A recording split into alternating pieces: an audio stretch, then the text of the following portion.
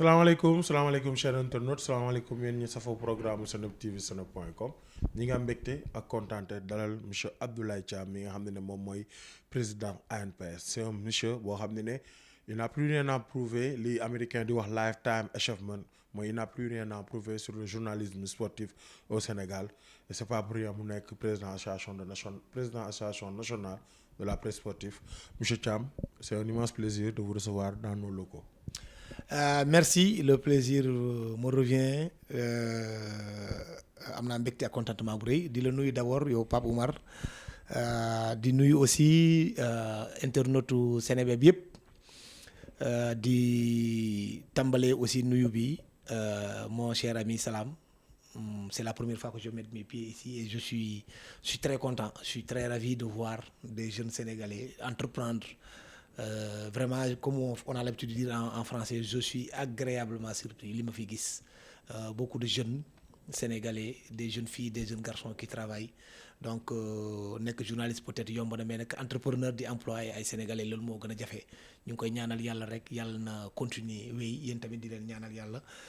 li ngeen bëgg yàlla na leen ko yàlla defal. te mu nekk mu doon lu gën ci yéen. Amiin pour le reste je suis à votre disposition. Pas de question tabou, demandez ce que vous voulez et je répondrai. Ok, merci beaucoup. Alors ñu commencé si ñi nga xam ne ñu ngi seetaan dégg ANPS mais mënuñu def une historique si ANPS. ANPS moo ma mag. Parce que ANPS am na 53 ans ren 2023 ñu ngi ko porté sur les fonds baptismaux en 1970 c'est le moment aussi di remercier sunu ay mag ku mel ni Serigne Ali Cissé ñoom ñoo ko créé Majib Sen Pathé Fall Dieye ñoom Mamadou Koumé Babacar Noël Ndoye am nag ay présidents yu bëri yu ko jot a jiite ki nga xam ne moom mooy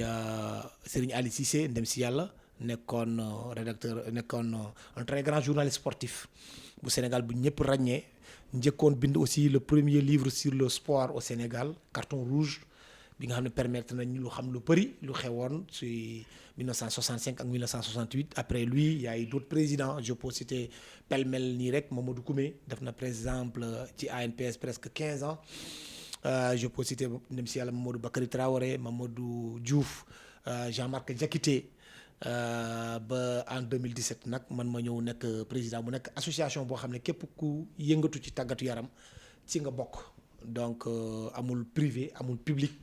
ñu ràññee ko aussi nag en termes d'organisation depuis un certain temps li jëm ci Coupe d'Afrique depuis 2002 ñuy organiser lu ñuy woowee maison de la presse permettre journalistes yëpp ñu ñëw bokk ci benn bërëb. Ñi am doole ñi amul doole yëpp lu ñu am ñu séddoo ko comme ça pour permettre à ñun ñëpp ñu mën a exercer métier bi nga xam ne boobu lañ tànn mooy journalisme sportif.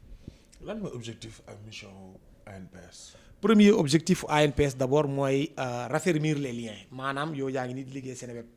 maa ngi liggéey Sud Quotidien keneen mu ngi liggéey Dakar Actu keneen mu ngi liggéey RTS keneen mu ngi liggéey Walfadjri keneen mu ngi liggéey Groupe Futurs Médias ainsi de suite mais du ñuy faral di dajee di rencontrer wu bariwut wala bu nekkul ci ay stade bu match bi jeexee ku nekk dem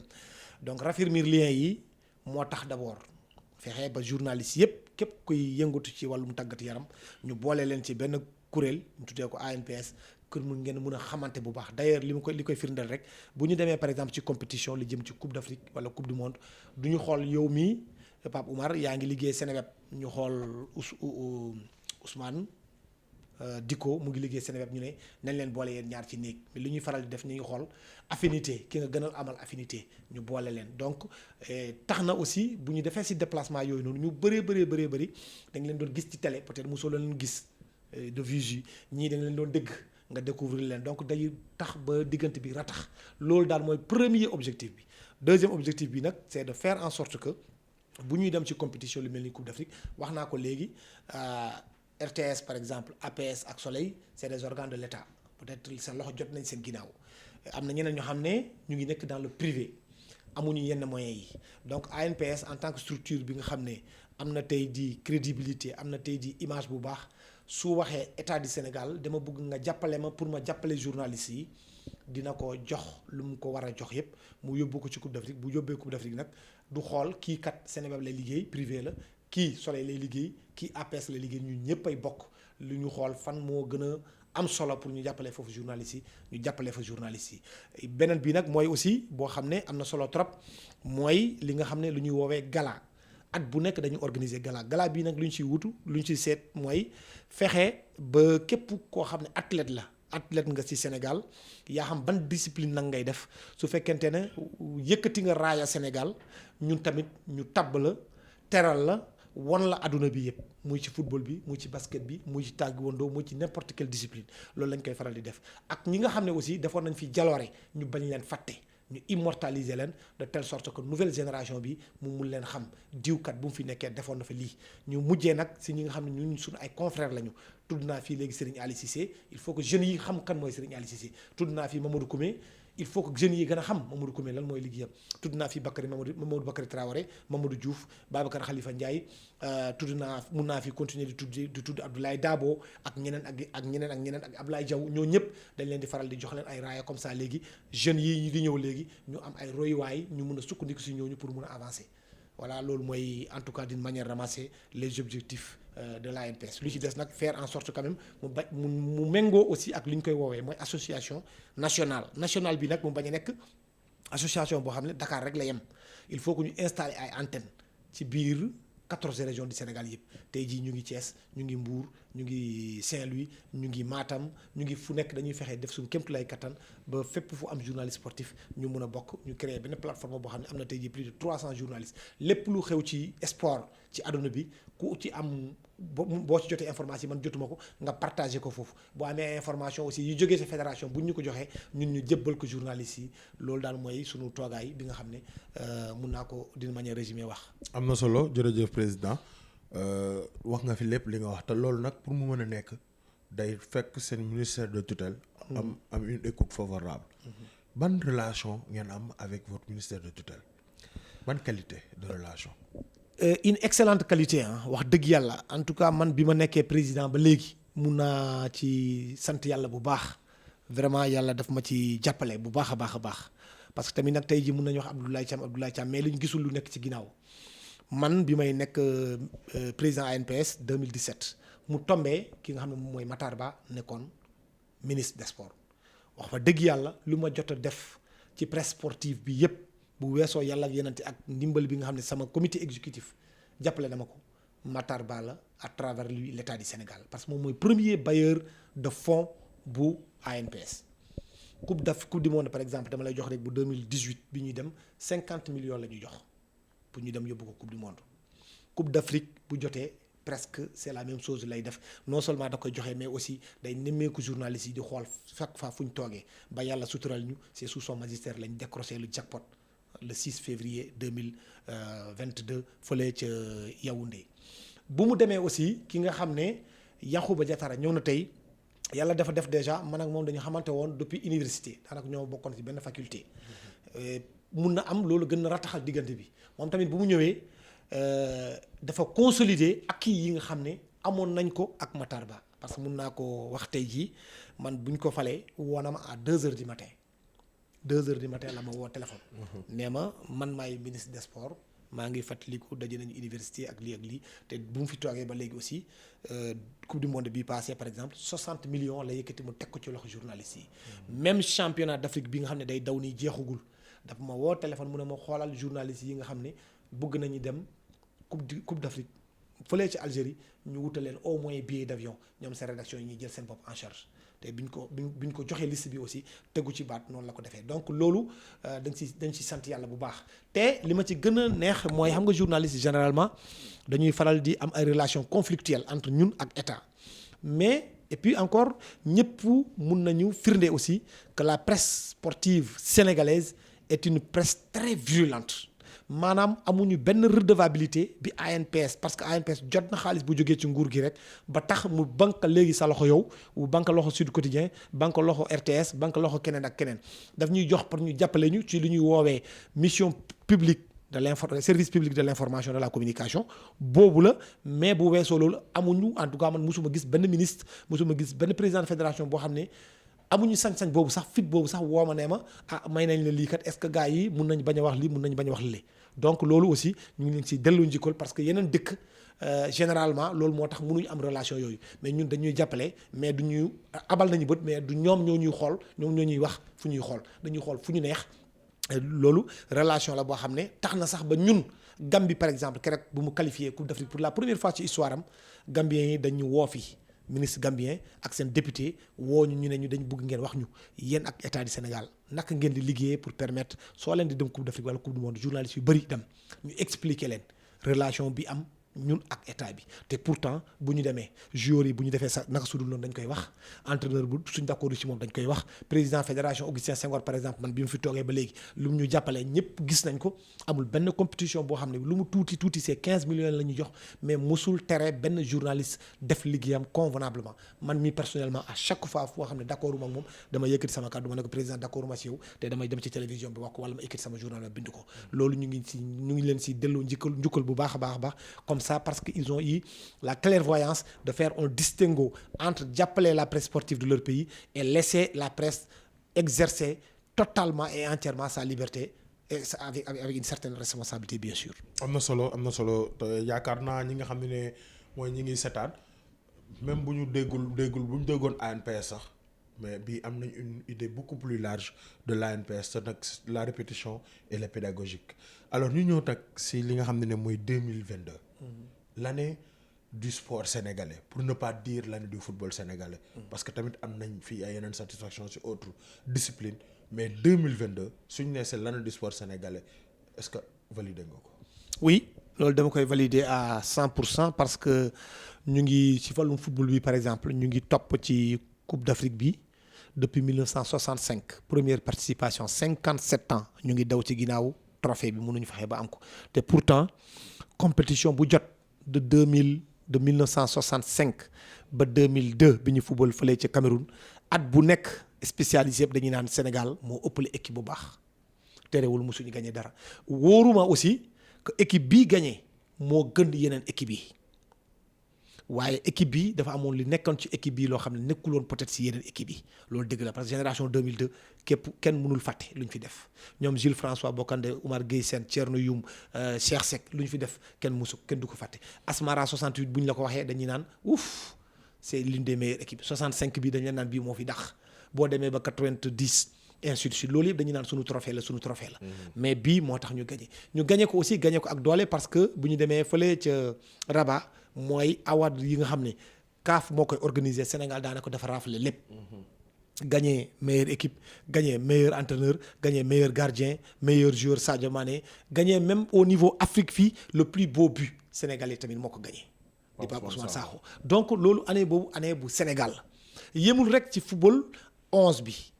mooy équipe nationale A parce que dañu ñëw encore non seulement ñu gagné loolu mais aussi ñu qualifié waat pour une deuxième fois d'affilée Coupe d'Afrique Coupe du monde te mu nekk qualification bu mucc ayib pour la première fois ñu ngi joué si stade bu Abdoulaye Wade flambant neuf amul piste d'athlétisme amul dara ñu def foofu match bu mucc ayib. voilà comme anglais léegi sax gis nga léegi sax algériens yi presque copié nañu. def nañu la même chose stade Nelson Mandela bu ñu inauguré keroog. exactement c'est la même configuration suñu stade. amatul léegi piste d'athlétisme day tax public bi gën a jege joueurs yi te loolu da koy gën a yokk encore joueurs yi da leen di gën a yokk xarañteef. donc yooyu am na mais yemul rek ci équipe boobu noonu boo xoolee les Sourmiers ci année boobu noonu la ñu gagné dañ koy faral di fàtte boo gisee sunu. équipe féminine bi mu ngi nii dem keroog rek la jógee Saal fële ca Cap-Vert remporté fu encore le tournoi de l'UEFA donc yooyu yëpp soo ko xoolee ci wàllum football bi boo demee ci wàllum ci wàllum athlétisme même chose Sangone kenn waru ko fàtte. boo demee ci wàllum taekwondo exactement la même chose donc plusieurs disciplines. année 2002 bi beach soccer bi moom c'est parce que man dama keroog sax dama doon tooñ gars yi man léegi il faut que ñu bind waa CAF ñu leen léegi Sénégal na toog ñaari at wala ñetti at du participer ci beach soccer parce que boo gagné 7 fois quand même le trophée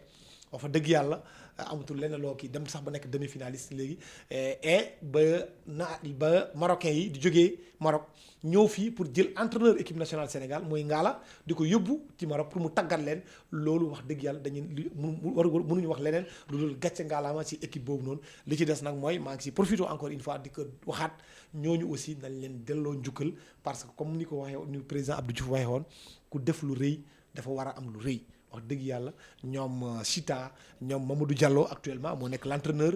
et tout ñooñu ñëpp jar nañu jàppale leen surtout ñu defal leen loo xam ne peut-être que discipline boobu dina commencer comme ni ko tubaab yi di woowee nourrir son homme. Alors bi ñu jógee ci mondial bi comme te wax nañ ne mooy 2022 mooy l'année du sport sénégalais mais mondial 2022 bi ñu ci jógee ba léegi y a beaucoup de plumes qui sont passées ku nekk mi ngi jël kàddu di wax dem nañ ba ñuy titre ne fédéraux yi ànd nañu ci une reconduction de Aliou Cissé parce que équipe bi ñu yor la ñuy bëri na équipe yi dañ koy gérer avec état d'âme et ñu gis récemment Diomansy Kamara ne Aliou Cissé a atteint ses limites il faut que mu bàyyi la place noo jàngate lendemain wu mondialu équipe nationale. D'abord man ci wàllum performance j'étais dessus effectivement bi ñu qualifié 8e de finale kontaanoon na trop parce que dafa amoon benn élément bu ñu manqué woon muy Sadio Mané ñu wax ko te loolu mooy dëgg aussi dafa nekkoon élément central ci équipe nationale bu Sénégal mais Sadio Mané su nekkul ci équipe ba nga réussir jàll premier tour quand même nga qualifié 8e de finale loolu war nga delloo njukkal ñi nga xam ne def nañu performance boobu mais déception bi muy am su suñu match contre Angleterre dafa mel ni match boobu noonu anglais yi dañuy yëkkati niveau boo xam ne wane nag sénégalais yi peut-être amuñu fi woon fii sa place am ay erreurs yoo xam ne ci wàllum nu ñu organiser match boobu et tout mais jeex na ñibbisi nañu kii nga xam ne Diomansy Kamara su waxee pour man dama koy nangul waxam parce que Diomansy Kamara mooy li tubaab di woowee il a droit au chapitre parce que su waxee dafa war a wax parce que Diomansy Kamara ancien international sénégalais la defal na sénégalais jaloore maa ngi fàttaliku ba léegi en 2006 c'était le meilleur joueur sénégalais de la CAN en 2006.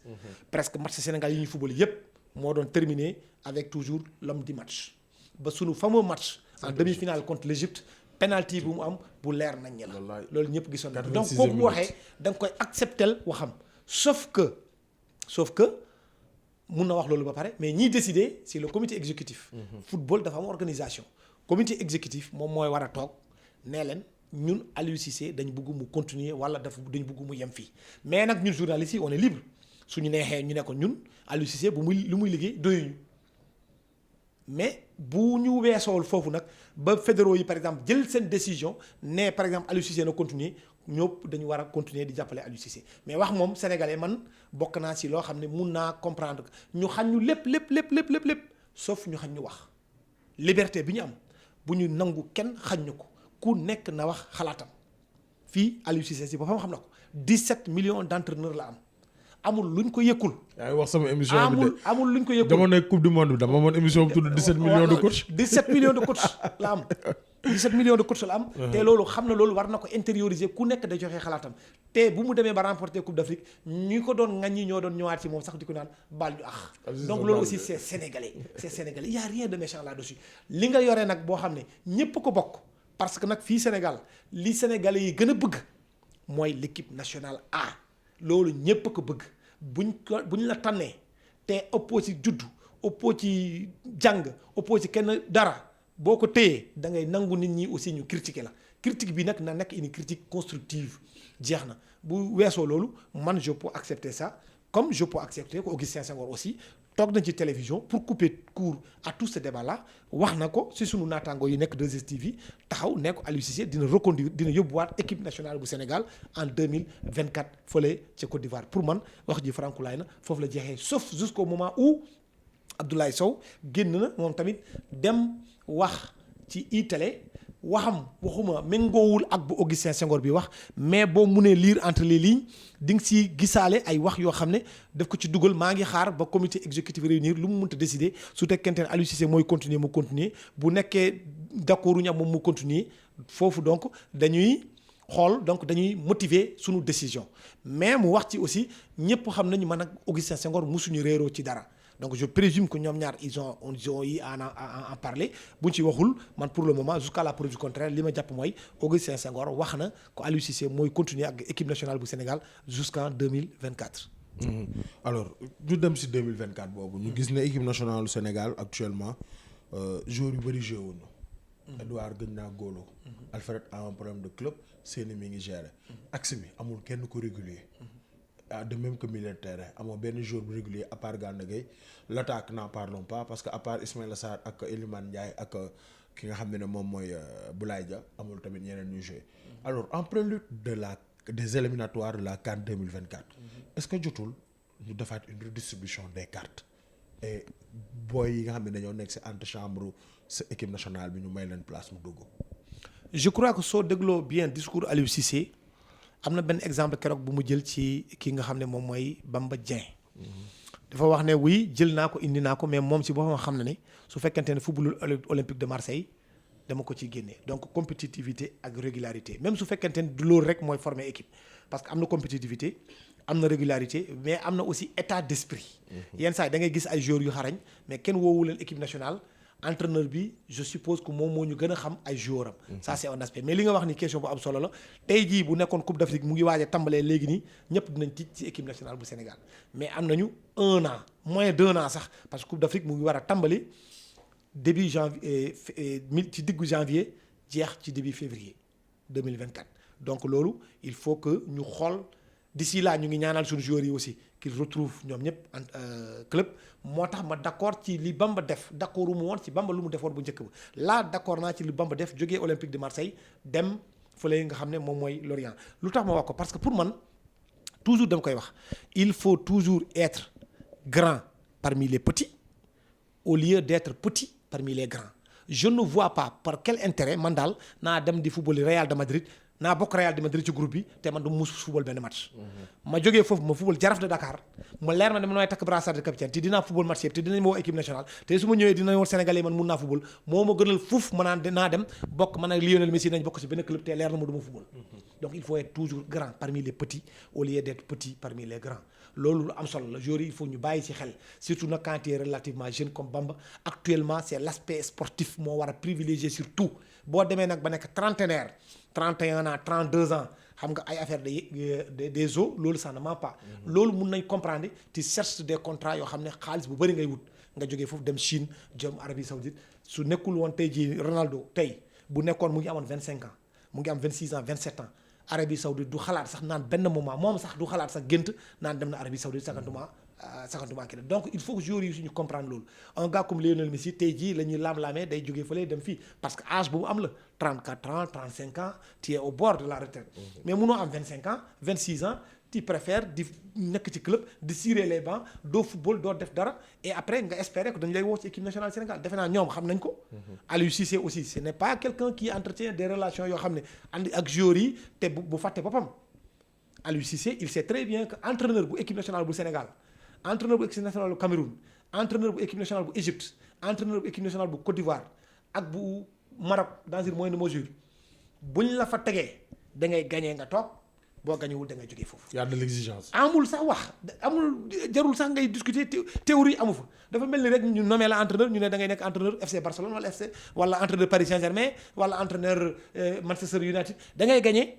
loolu lañ lay ñëwoo fi pour jàng da ngay ñëw pour gagner boo gagné nga toog boo gañewul ñu ne la jëlal sa bagage nga dem sa yoon c'est aussi simple que ça Aliou Cissé il le sait il sait que c'est un métier boo xam ne c'est très ingrat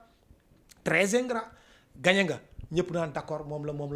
demee boo perdre ñu ne la xamoo dara surtout Sénégal ak ñoo ci gaaw xamoo dara donc Aliou Cissé xam na loolu képp ku fi nekk nag joueur xalaat dugaloo loolu ci sa xel nga xam ne kat man il faut ma compétir pour mu mën a bokk ci jongante bii war a ñëw su fekkente ni toog nga ci banc bi ngay cirer les bancs xamal ni tu es au bord de la sortie ça c'est clair tel que je connais Aliou Cissé je suis sûr et certain ce n'est pas un enfant de cœur il sait ce qu'il fait effectivement même la fédération sax du ko bàyyi muy jël ay joueurs yoo xam ne footballu ñu defuñu dara dañuy indil ay problèmes yoo xam ne bu ñu demee fële ci Côte d'Ivoire d'autant plus objectif bi ce n'est pas d'aller en finale en 2024. Dans son contrat l'objectif c'est de remporter le trophée booy remporter le trophée nag da ngay yóbbaale ay joueurs yoo xam ne dañuy xarañ. jërëjëf alors actualité oblige CHAN. L'équipe nationale du Sénégal kan xaaru ko woon fi mu toll ci CHAN bi. noo jàngatee parcours équipe nationale ci CHAN bi. vraiment parcours bi ma neex la parce que comme ni nga ko waxee rek depuis 12 ans 2011 Soudan la ñu gëj a dem Coupe d'Afrique boo xam ne dañ ko réserver exclusivement aux joueurs yi nga xam dañuy compétir ci seen championnat locaux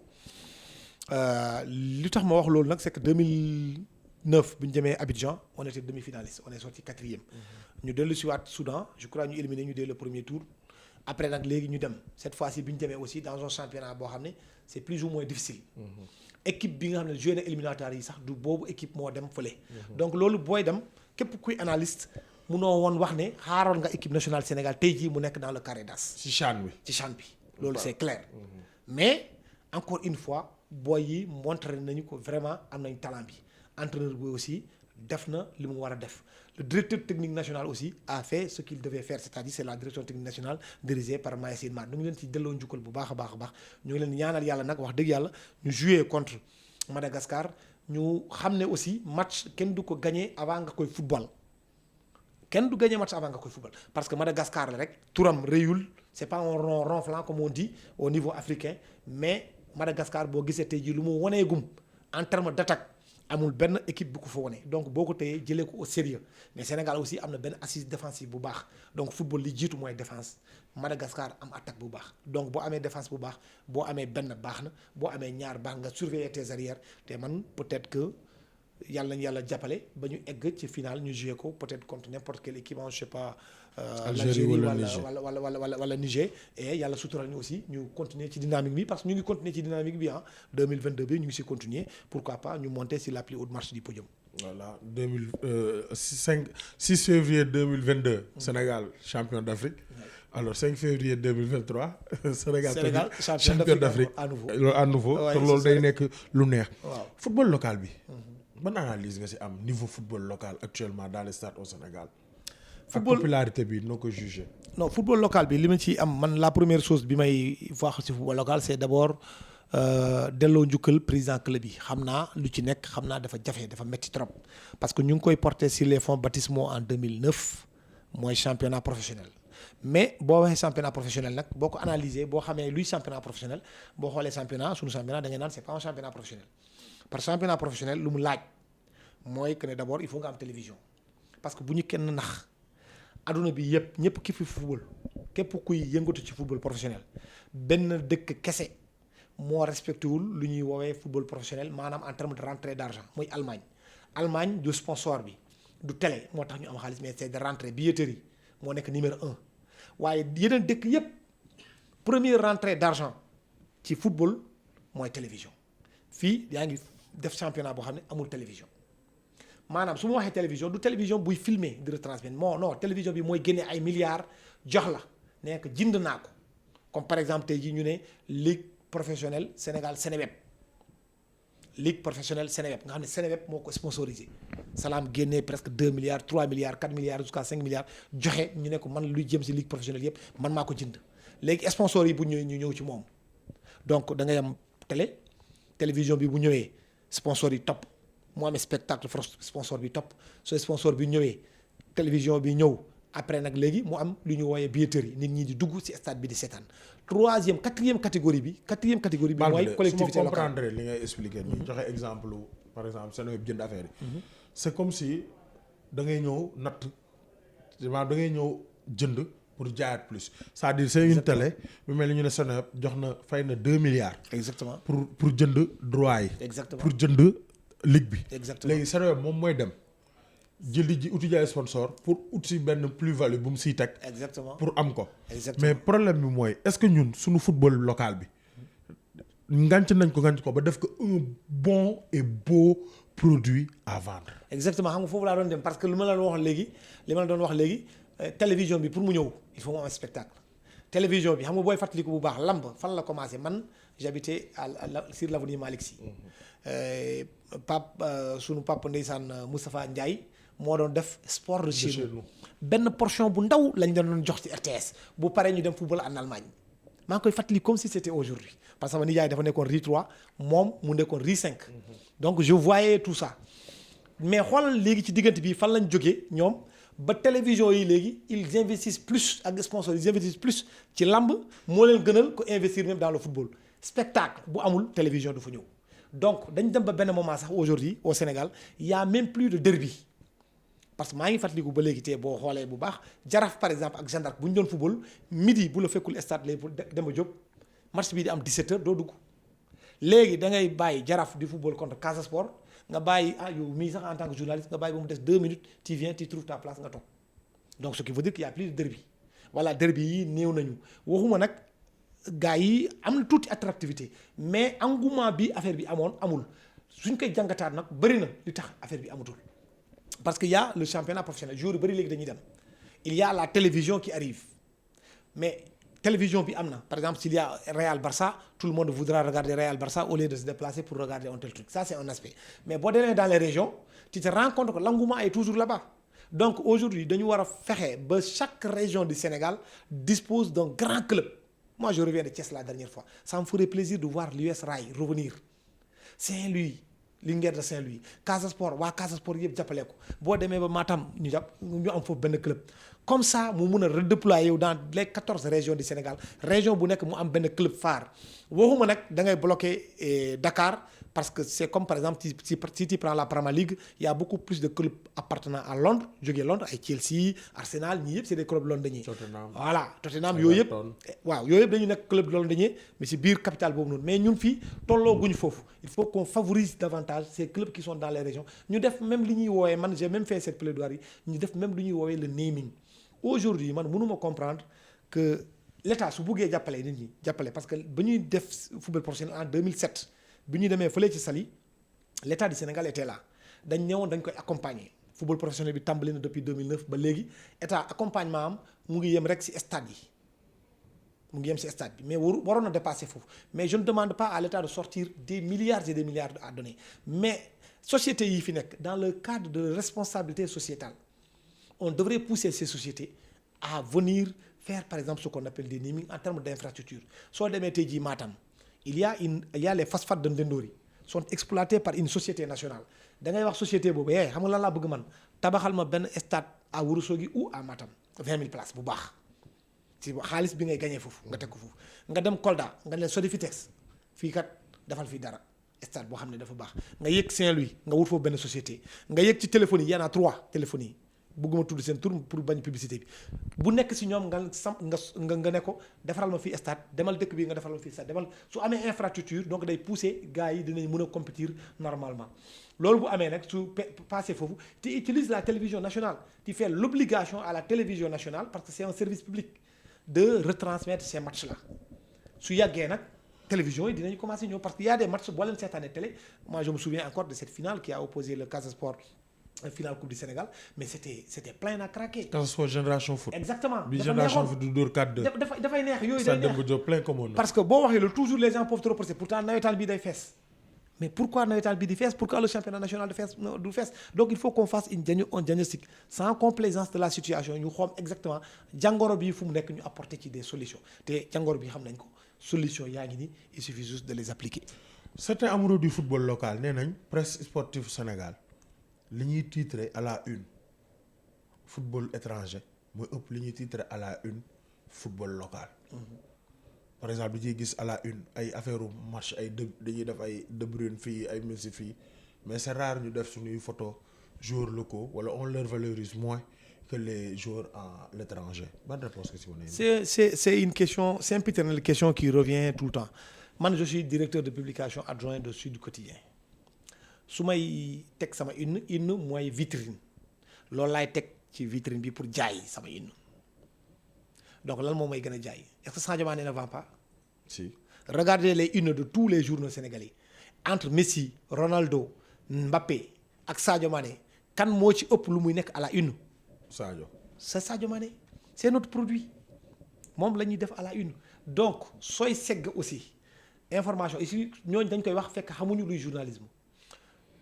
il y a des pages yoo xam ne qu'on appelle des pages nobles man par exemple boo ñëwee sama journal la page droit kenn du ko jaay 3 kenn du ko jaay on l'appelle la page noble kenn du ko jaay mun nañ ko proposer n'importe quelle sorte d'argent mais on ne donne pas la page 3 c'est la page noble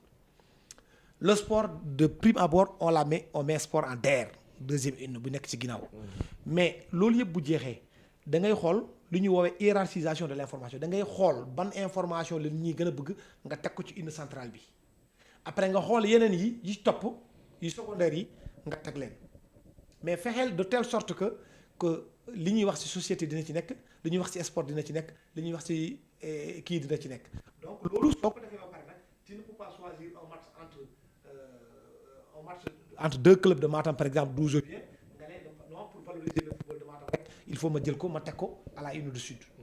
On ne peut pas procéder comme ça mais amuñu benn coupe du Sénégal bu ñu war a jouer fii gars yi defuñu ci lu ñu ci war a def. Deuxièmement aussi l'aspect commercial qu'est-ce que par exemple la ligue professionnelle a fait pour presse boobu noonu bu ñuy wax pour valoriser presse boobu la presse par exemple spécialisée en sport. Yéen aujourd'hui vous êtes un des sites les plus dynamiques c'est pas parce que je suis là qu'est-ce que la Ligue Pro a fait pour vous qu'est-ce que la Fédération sénégalaise de football a fait en termes de donc vous voyez donc c'est des questions yoo xam ne bu ñu la ko posé il faut toujours apporter une réponse ñun si suñu liggéey day fi am lu ñuy woowee vitrine ce n'est pas parce que yaa ngi nekk football professionnel tu t'appelles Jo Samba rek tu es là bi Abdoulaye Thiam donc par la force il faut que Abdoulaye Thiam kat moom moo nekk directeur de publication fële ci sud il faut que daal boo sëkkatee rek Abdoulaye moo jël ma def foofu Jo Samba déet ça ne marche pas comme ça l'information est hiérarchisée c'est la plus grande information jusqu'à la plus petite loolu mooy dem ci une loolu mooy dem ci une sauf su fekkente ne waa ji dafa taxaw ne man li may génnee nii kat peut-être amul lu leen benn njëriñ mais man dama bëgg mu dem ci une dans ce cas là de bu nekkee ñun sud da ngay fay te kenn du ko signé dañ lay defal publi reportage maanaam du ñu nax askan wi yow da nga jënd pour dem ci une journal bi dañ la koy tegal ñu bind la ci publi reportage benn journaliste du ko signé parce que loolu aussi c'est suñu charte éthique et déontologie ci la bokk. Voilà. jërëjëf alors est-ce que yëg nga ni ne ak am na ay ci football local bi laa yem ba léegi est-ce que yëg nga ni ne am na ay journalistes yoo xam ne dañuy dem terrain. avec leur carte ANPS. on leur refuse l'accès au stade en disant que stade doo fees wala presse bi non li ñu tey da ngeen bëri est-ce que yëg nga yooyu. oui am na ay récriminations yu bëri yi ma ci jot a dégg. mais man mi sax dund naa ko de. oui mais à chaque fois qu'on nous a saisi soit il y a eu un malentendu. En tout cas, je félicite et remercie encore une fois à ce niveau-là le président Sayer Seck quand il était là. Chaque fois problème yooyu bu amee man bu ñu ma saisiree damay saisir l'autorité ki nga xam ne moo fa nekk. yenn saa yi day fekk information bi jàllul parce que journaliste bi bu amee carte ANPS amoo pour wax ko tribune bi fees na wala lii wala demee na nii wala parce que le problème mooy tribune yi ñu fi gis yëpp généralement journalistes yi fi ñuy toog ak supporters yi ñoom ñooy dënd déjà c'est pas normal dañu war a baliser déjà ba xam journalistes yi kat. fii la ñuy war a toog ñoom ñu nekk foofu mais li ci gën a loo xam ne c'est pas normal rek c'est que tribune bi fekk déjà feesul nga nekk journaliste yi kat am nga carte ANPS wala nga fekk benn propriétaire club boo xam ne dafay ñëw tànn ay journalistes am ñe leen man ñii lay accrédité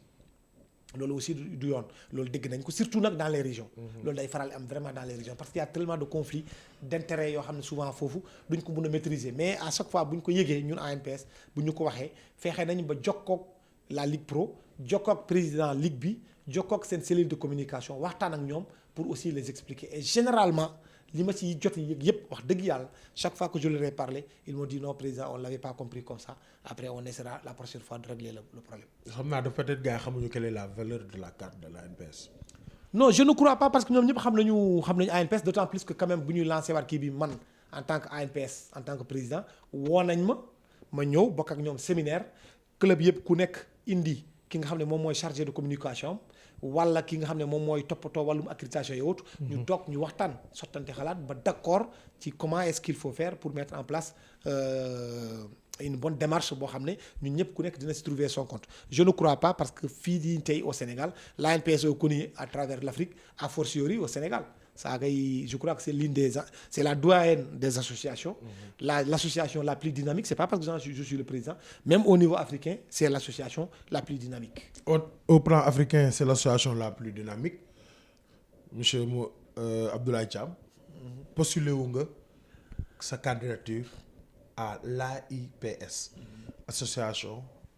internationale de la presse Afrique de la presse sportive zone Afrique. sànq nee nga vous êtes l'ANPS est la doyenne et la plus dynamique est-ce que loolu moo la motiver nga poser sa candidature. non loolu motiver wu ma li ma motiver mooy li africains yi ñëw ci man ay Gambie ay Niger ay Burkina Faso Mali Algérie suma yeneen naataangoo yoo xam ne. chaque fois bu ñu demee compétition muy coupe d'Afrique muy coupe du monde ñu gis muy nag bu football bi muy bu basket bi chaque fois bu ñu gisee ñu gis ñu toogee ANPS nu mu toogee mu xool ANPS lu muy def liggéeyam bu muy def ñu ne ñun kat dañu bëgg Ablaye li nga jot def ci ANPS Sénégal dañ bëgg nga xool ndax mun nga ñu ko indil au niveau de l'AIPS Afrique loolu mooy principale source de motivation donc samay pairs samay naataangoo yi nekk Afrique ñoo ñu gis sunu doyen di Obi Mitchell nekk doomu Nigéria diriger AIPS pendant 9 ans ne moom day arrêté donc et à partir de là ñoom ñu ñëw ñu sollicité ma ñu ne ma ndax je peux sur le champ j'ai donné un accord de principe maanaam d'accord ma totalement mais il fallait que ma ñëw ñibbi si sama dëkk waxtaan d'abord ak sama comité exécutif ba ñu wax leen africains yi kat lii lañ bëgg est-ce que mun na nekk su munee nekk aussi du ñu yem ci loolu parce que organisation am dafa laaj xaalis bu bari d'abord gars yi dañuy jógee Afrique ay environ 40 personnes ñoo ñëw ku nekk da nga koy jox néeg te doo ko jox néeg ci maison de la presse da nga koy jox néeg ci hôtel jox ko añ jox ko reer jox ko ndekki transporter ko et tout donc loolu il fallait aussi ñu waxtaan ak suñu état première fois bi dama ci waxtaan ak Matar Ba moment boobu moo fi nekkoon ministre mu ne ma non amul benn problème bu jotee dinañ ko gérer ñu jógee waat foofu yàlla def bu mu jógee foofu ministre Yankhoba Diattara ñëw ñu renouveler waat ko liñ ñu waxoon ñu xool ndax il est toujours dans la même dynamique moom tamit tegu ci baat mu ne ma d'accord yemuñu foofu sax parce que dañuy rencontrer suñu njiitu réew le président de la République ñu rencontrer ko Doha ñu waxtaan ak moom ci loolu mu ne amul benn problème ba mu boolee ñu ak ki nga xam ne moom mooy son ministre porte-parole di Yoro Dia pour mu mun ñu jàppale ci organisation bu mucc ayib donc organisation bi du l'ANPS moo koy def l'ANPS moom lañ désigné pour mu organiser ko fii ci Dakar mais le financement c'est pas nous parce que amuñu moyens yooyu la preuve ANPS boo nekkee membre 100 francs par mois ngay cotiser noogaas li tugg loolu di wax noogaas 100 francs par mois am nga loolu mënul organiser gala le budget il est à 75 millions parce que Youssou Ndour daf ñuy tëggal le 25 au Terrou bi l'hôtel bi ñu jël lu mu dee il nous faut environ 50 chambres añ reer ndekki plus le transport les navettes donc yooyu c'est un gros budget boo xam ne état bi bu ci dugg lu xam tu ne peux pas le faire donc yooyu aussi ñu boole suñu ay grand man mënu ma leen bañ a citer fii parce que opportunité bi ma jox parce que boo nekkee aussi si yëf avocat yi di titre tel avocat magistrat yi di titre tel magistrat yow tamit il faut nga am ñi ngay titre man personnellement tey jii suñu ay kilifa ci Madiambal Diagne si la bokk lu ma mënta sumb il faut ma wax ak moom tamit ñu wax ak moom pour ñu mun a jàppale mu jàppale ñu si wàllum autorité yi comme ça parce que c'est le Sénégal qui organise c'est l'image du Sénégal qui est en jeu c'est extrêmement important maa ngi si delloo njukkal aussi l'ensemble de la presse sportive l'ensemble des patrons de presse amul kenn koo xam ne woowuñu ko pour yëgal ko li ñu bëgg a def donc loolu c'était pas moi personnellement ce sont les Africains qui ont venu demander au Sénégal est-ce que ça vous intéresserait et on a dit oui on se battra jusqu'au bout. En tout cas félicitations. ndax yaakaar naa bu ñu la say pairs africains sollicité c'est une sanction positive. Et que yaakaar naa c'est juste que le Sénégal qui gagne et c'est toujours la dynamique de 2002. mooy continuer amiin yàlla na ko yàlla def ba le 25 février incha allah le jour de l'élection et après au soir on se donnera tous rendez-vous inchallah avec Youssou Ndour wala président AIPS Afrique waaye yàlla mën na ko yàlla gisoon nañu la sax nga demoon ci rencontre AIPS monde oui parce que loolu gala boobu noonu congrès boobu day am at bu nekk day am daaw mu ngi amoon fële ca Italie Rome ñu demoon foofu effectivement foofu aussi laa ko rappelé waat devant samay naataangoo yépp nee leen man jël naa décision pour briguer présidence AIPS su ma nekkee président AIPS damay nekk de droit vice-président AIPS monde donc loolu c'est aussi quelque chose boo xam ne mun na gën a yokk daraja Sénégal mun na gën a yokk image bu Sénégal parce que tey jii su ñuy wax Ida Zaïf dañuy wax Lamine Diack bu ñuy wax CIO dañuy wax Mamadou Diagne Ndiaye dañuy wax Keba Mbaye dañuy wax ak yeneen aujourd'hui yàlla sutural nañu aussi secrétaire général de la FIFA doomu Sénégal moo fa nekk di Fatma Samoura au niveau de la CAF Confédération africaine de football doomu Sénégal mooy nekk premier vice-président bi di maître Augustin Senghor au niveau du basket doomu Sénégal moo fa nekk encore di Amadou Galafal donc bu ñu amee beneen journaliste aussi mu nekk doomu Sénégal mu jiite AIPS je crois que c'est toujours important de rehausser l'image du Sénégal d'autant plus que pour la première fois dans l'histoire des Jeux olympiques sunu dëkk moom mooy abriter les Jeux olympiques de la jeunesse en 2026. jërëjëf président duñu terminer sans profiter ci occasion bi saluer la mémoire d'une personne boo xam ne man dafa ma marqué. si sama enfance si journaliste sportif. fu ñu mës di daje sax dama koy tooñ di xool nu muy waxee. muy doyen Salif Diallo. que la terre lui soit légère. fee mu tëdd si Vélingara su ma juumul. en tout cas c'est un grand boo xam ne mënuma terminer daal te du ma wax ne il m'a marqué te desem daf ma jëlee kaw. c'est un gars boo xam ne il est trop courtois très élégant. ba bàyyi la nga yeggal si Salif. Ouais, bon, c'est dommage qu'on termine par cette note triste parce que man Salif sama mag la sama kilifa la jàng naa ci moom lu bëri depuis bi ma tàmbalee métier bi te aussi amul lu ma sumb te Salif jàppale wu ma loolu c'est le côté personnel sama diggante ak moom maa ngi si jaale encore son épouse bi ma ko gëjee gis matul sax une semaine buri soog ak ñaari doomam papa ak Mohamed. mu nekkoon aussi quelqu'un koo xam ne c'était l'un des meilleurs journalistes sénégalais voire d'Afrique nekk naa ak moom pendant plus de 20 ans j'ai jamais vu nit démentir ko en fait il aimait son métier dafa bëggoon journalisme sportif da ko bëggoon dëgg wax dëgg yàlla même keroog bu gars yi demee Rabat monté foofu benn association pour la presse en ligne pour les agences de presse moom la ñu nommé woon coordonnateur yàlla defoon aussi ñu ràññee woon ko aussi au niveau de la CAF ñu ràññee woon ko au niveau de la FIFA keroog bi nga gisee bu mu génnee àdduna daanaka plateforme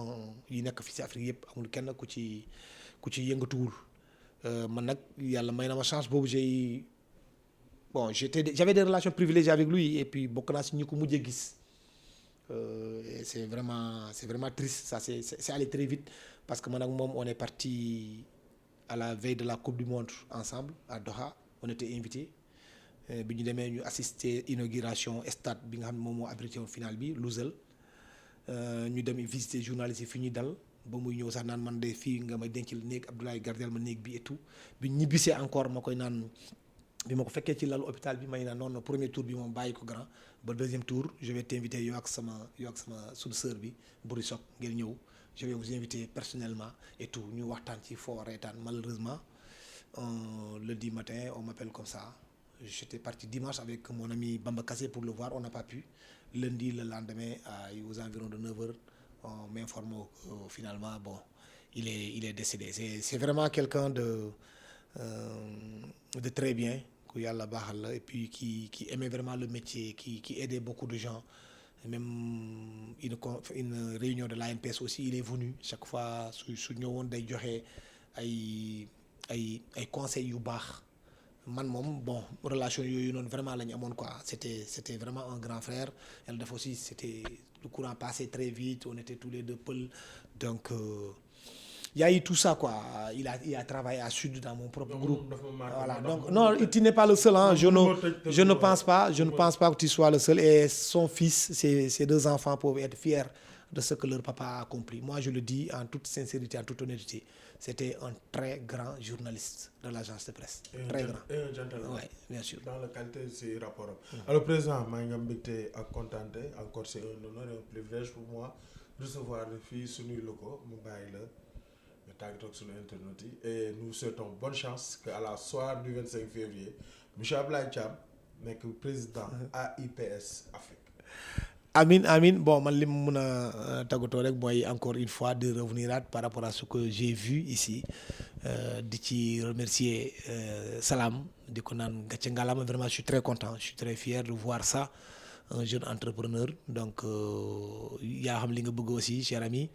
yàlla na la si yàlla jàppale nga jàppale jeunes yi c'est pas facile aujourd'hui de trouver un boulot yéen tamit ngeen gën a góorgóorlu. J'ai vu tous les trucs presse écrite mu ngi fii rajo mu ngi fii télévision ngi fii il a très tôt compris donc qu'il fallait basculer donc il a basculé à temps lu ci des mooy ñaanal yàlla dëkk bi aussi nekk ci dal situation bi ñu nekk actuellement nii yàlla nañu yàlla génne ci situation bii nii ñu dugg ci élection présidentielle ci jàmm ak salaam Sénégalais yi def leur choix vraiment et que dëkk bi continuer di nekk une référence à tous les niveaux parce que très franchement nous avons un très beau pays moi je l'ai dit je l'ai répété et je l'ai écrit aussi C'est très rare aujourd'hui d'avoir un pays composé de 96 presque pourtant de musulmans,